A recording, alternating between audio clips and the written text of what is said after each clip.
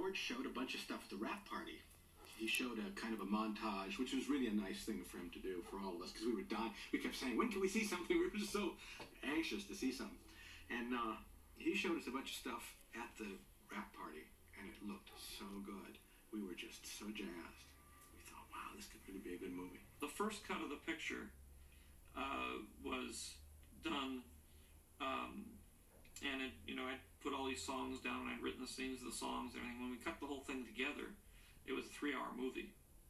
So it was, obviously I couldn't release a 3-hour movie. So it took another 6 months for me to get the film cut down to be the 100 minutes that it finally ended up being. Or get it be as good as it was in the original 3-hour version. The challenge of doing the film was to both achieve what George wanted, which was wall-to-wall music, and yet do it in an interesting way that not only allowed you to enjoy the story, but somehow made you feel even more that you were swimming in the world in which these kids swam all the time. I wanted the sound to have that kind of very documentary, realistic feel to it. So we took the records and we re-recorded them in situations where streets, gyms, between buildings, and moved the speakers around when we were re-recording it. So it sounded a lot like what it would sound like if the music was coming from a passing car, to create that reality. So that was how we eventually came up with the technique of worldizing the music, of plunging it into the world acoustically, into which it apparently was when you looked at the image. I think one of the more extreme examples of what we did with the soundtrack in terms of mixing those various components was the period when Kurt is kicked out of the car. When you're in the car, you're hearing the sort of close-in, muffled, slightly muffled sound of car radio speakers of the time. And then when he gets kicked out and he's at those crossroads kind of wondering, what's going to happen next, the music becomes probably the most ethereal that it ever is in the film.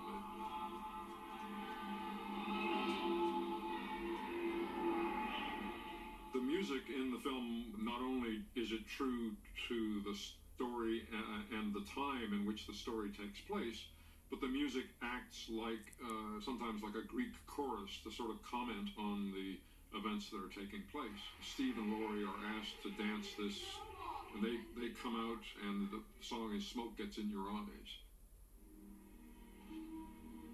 The subject matter of the song is in some way talking about what's going on between the two of them, and also what we did acoustically with it was to start out with the sound being this very big gymnasium sound, and as they danced, to compress it and to make it more and more like the song that people hear in their head. If we had kept the music in the gymnasium world completely, it would have not contributed to the meaning of the scene, because the sound would have constantly have reminded you that you are in a gymnasium, a big empty gymnasium. But at a certain point emotionally, the scene doesn't want that. What the hell? The budget for the sound, for the music track in American Graffiti, I think was in the neighborhood of $80,000, which worked out to something like $2,000 per song. Very low by today's standards, impossible by today's standards. As a result, there was no money left over for conventional music. Where we would have put some tension music, we just simply didn't have any money to pay for that. It was all going to these songs. And then on top of it, because I had music completely through the movie, and the music was treated more like a sound effect than it was like traditional score, I used the absence of music and sound effects to create the drama, which normally what you do is you use the music to create the drama and the sound effects to create the realism. I used the music to create the realism and the sound effects to create the drama. So George asked me to come up with something in sound, some sort of sound montage that would approximate what we might have gotten with music. And those are the scenes where Kurt hooks the chain underneath the police car. And in the background, there's a little symphony for diesel train. If you listen carefully, you can hear that. As he's doing this, there's a train going by. The scene where Toad and Debbie are walking along the canal, what you hear on the soundtrack is a concoction of creaky sounds from a eucalyptus grove in the wind, perhaps the howling of a wolf, and is that the bleating of a goat? I wish I could see. Can't see it. And coming up underneath that is a heartbeat sound, right at the climactic moment when Toad suddenly thinks that he's lost Debbie to the goat killer.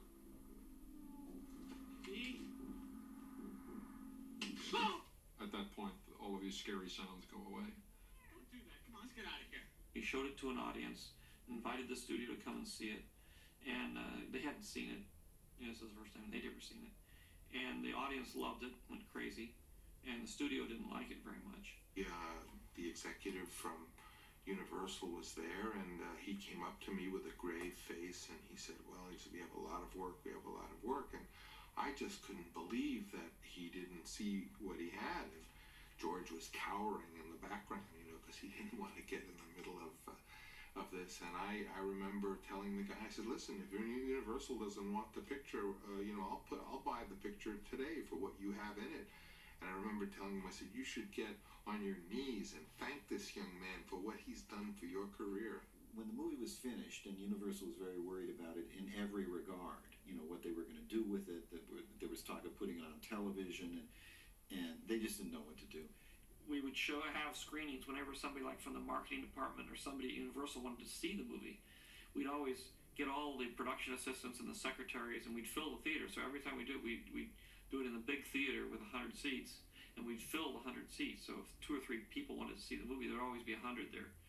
And eventually word got around town that this was a great movie, and everybody wanted to see it. And it was really out of that enthusiasm of really the low-level people at Universal that the movie ended up getting released in a theater. So I didn't really have high hopes for the movie. I liked it. I knew the audience liked it. But, it's one of those things that you don't really expect it to take off and be a hit.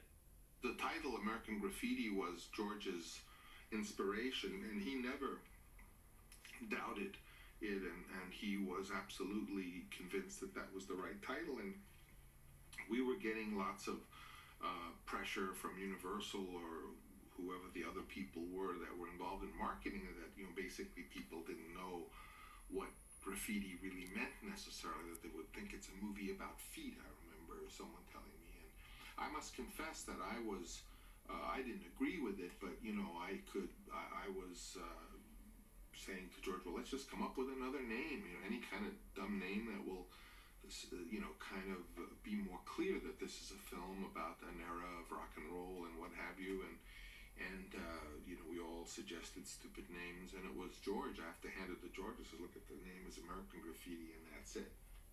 There was a lot of wrangling that went on, and then the studio decided they needed to cut 5 minutes out of it to make it shorter. And as a result of that, 3 scenes got pulled from the film. Was the scene where Steve tells off the teacher at the gymnasium. Hey, crew, why don't you go kiss a duck? And then there was a scene after a little incident at a stoplight where Toad pulls Steve's car over to the side and looks at the damage, and there's a car salesman sitting on a gigantic seat that George discovered. It was a real thing that George discovered. And then there's a scene with Harrison Ford singing Some Enchanted Evening to Laurie. And then when Star Wars came out and was a big hit, I forced them to put the 5 minutes back in for the video. So now in the video and all the releases that are out there, it's always, my version, not their version. Their version has disappeared.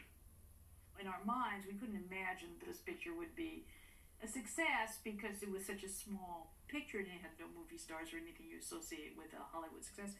So we're standing in the unemployment line collecting our unemployment, and behind us is Rick Dreyfuss, also in the unemployment line. And he said, well, you know, have you heard about the screenings? And he said, oh God, I ruined the picture. I just feel so bad. I just destroyed the movie. And you know, we were very nervous. We didn't know what to say, and we kept saying, no, we think you're really good, but you know, we can't imagine the movie will do anything. And then a person in front of us in the line said, hey, I was at a sneak of that preview last night. That movie's really great. Well, I got terrible reviews in San Francisco. San Francisco Chronicle said it was the worst film ever made. You know, they have these little men that sit in boxes, and you know, he's either standing up cheering, or he's clapping, or he's just sitting there, or he's asleep, or he's not in the chair. Well, American Graffiti's not even in the chair. So that was the San Francisco opinion of it, which was extremely low. But fortunately, a lot of the rest of the country liked the movie. Whenever you do a movie like that, you know, you get bad reviews, you get good reviews. I would say that probably on that one, 70% of the reviews are very good, and you know, 30% were pretty awful. You know, there are themes that I've been fascinated with, and they start THX, and they continue through American Graffiti, and they go into Star Wars, and they evolve and mature. But I like to take themes that I feel strongly about, and then put them in different kinds of situations, and explore them in different contexts. And that's a lot of what was going on in all three of those movies. You'll see a lot of issues reemerge in different ways. In all three of those movies, it's about a lead character who is put into a situation where they have to make a decision to leave. They're all about that transitional time in a person's life when you have to make a very major change. How do you become brave enough to take one step beyond and go into something that you're not really that experienced at? It was one of the first films to use music from records. It was one of the first movies to ever tell 4 stories simultaneously and have 4 stories not really be connected with each other. The studio said that was impossible. You can't do that. You have to tell one story, and then the next story, and the next story, and the next story. Well, now all of television is done that way. I mean, almost every television show has got that style. But at the time, it was extremely controversial. And one of the reasons that a lot of the studios would not touch it was because I was trying to intercut these 4 stories. It seems like now it's like ridiculous, but at the time it was a big issue. They wouldn't make the movie. They didn't feel the story had enough, you know, Hollywood pizzazz. I mean, they wanted a murder. They wanted kids getting killed. They wanted to have it be, you know, really hyper. And I didn't want to do that. You know, I was fortunately able to make it because I made it for so little money. I think one of the reasons it was as successful as it was because it was very different from the standard fare of the time. It's interesting because Star Wars sort of suffered from the same fate. People don't realize with these kind of movies that it become very successful. I mean, American Graffiti is one of the most successful investments of all time. The return on the dollar spent is, I think, greater than almost any other movie made. But it's because of the fact that they're fresh and they're different and they're experimental that I think people like to watch them. Now the whole industry sort of moves in that direction and they become the standard, but people forget that at the time those movies were made, especially American Graffiti, it was a very avant-garde movie.